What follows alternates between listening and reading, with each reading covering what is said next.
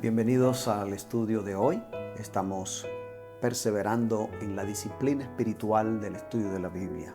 Avanzamos en el libro de Job, hoy con el capítulo 10. Job lamenta aquí su condición y recordamos también, mirando el mundo de hoy, que la justicia en este mundo siempre es imperfecta. Muchas personas en las cárceles sufren injustamente.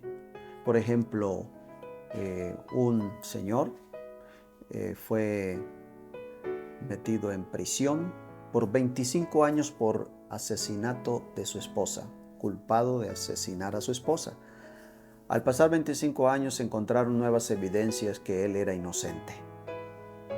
Imagínate, 25 años sufriendo el dolor de la pérdida de su esposa y en una condición injustamente en prisión, en la cárcel.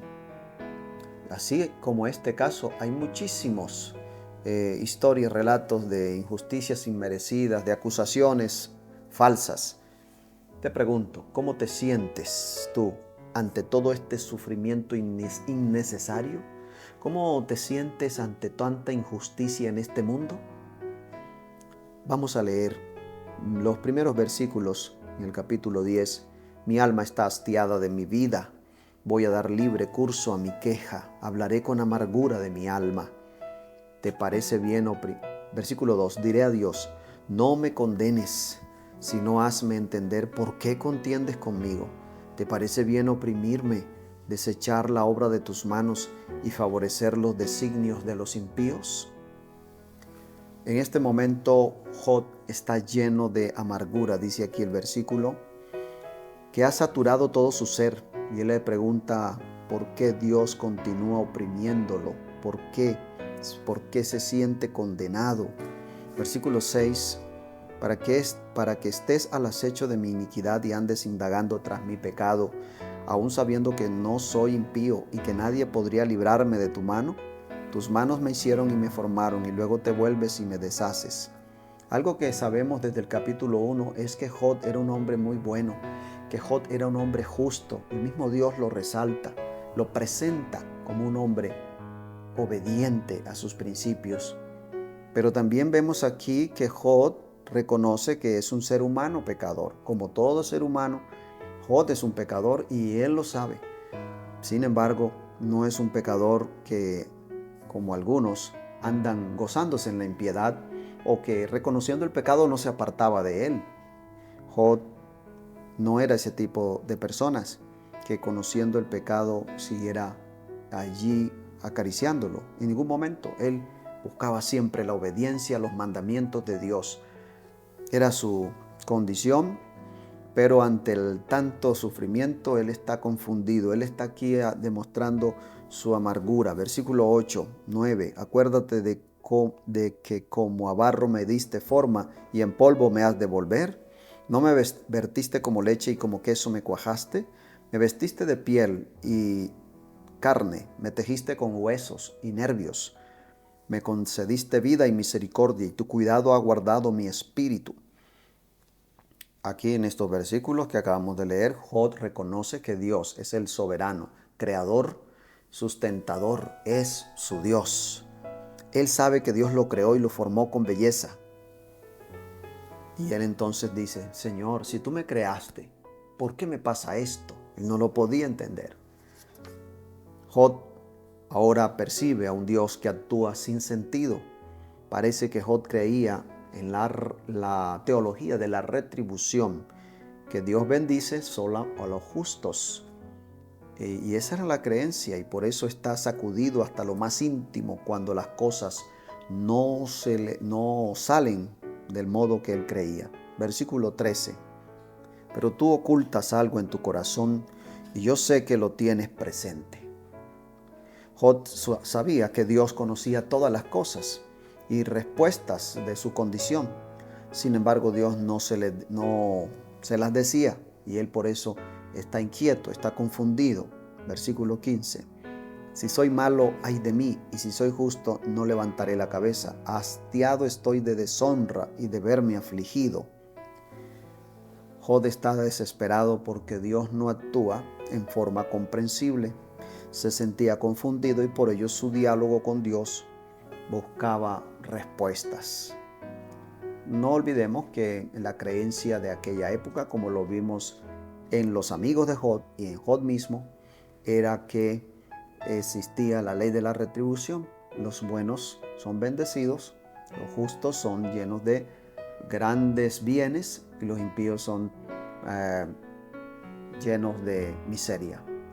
Ellos tenían ese concepto, pero hemos aprendido, hemos repasado y comprendemos que en este mundo no es así.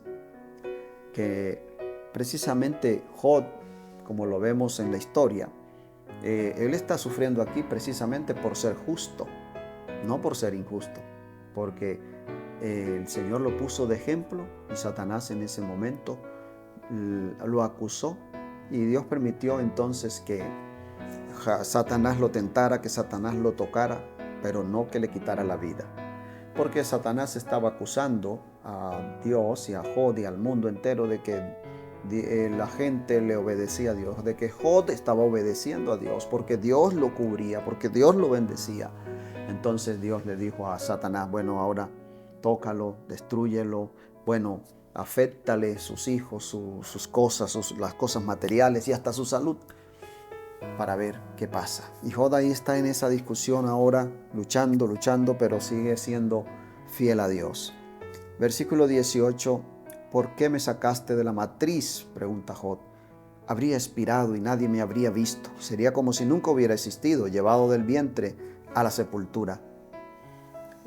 Nuevamente Job está tan confundido, tan triste, que dice preferiblemente era que no hubiese nacido. No son pocos mis días, déjame pues apártate de mí para que pueda consolarme un poco, antes que vaya para no volver a la tierra de las tinieblas y a la sombra de la muerte, a la tierra de la oscuridad y del desorden, lóbrega como sombra de muerte, donde la luz es como densas tinieblas. Job le pide a Dios que lo deje en paz. Él ignoraba que la gracia de Dios era lo que lo sostenía vivo, porque Dios no permitió que Satanás lo matara, que Satanás lo destruyera por completo.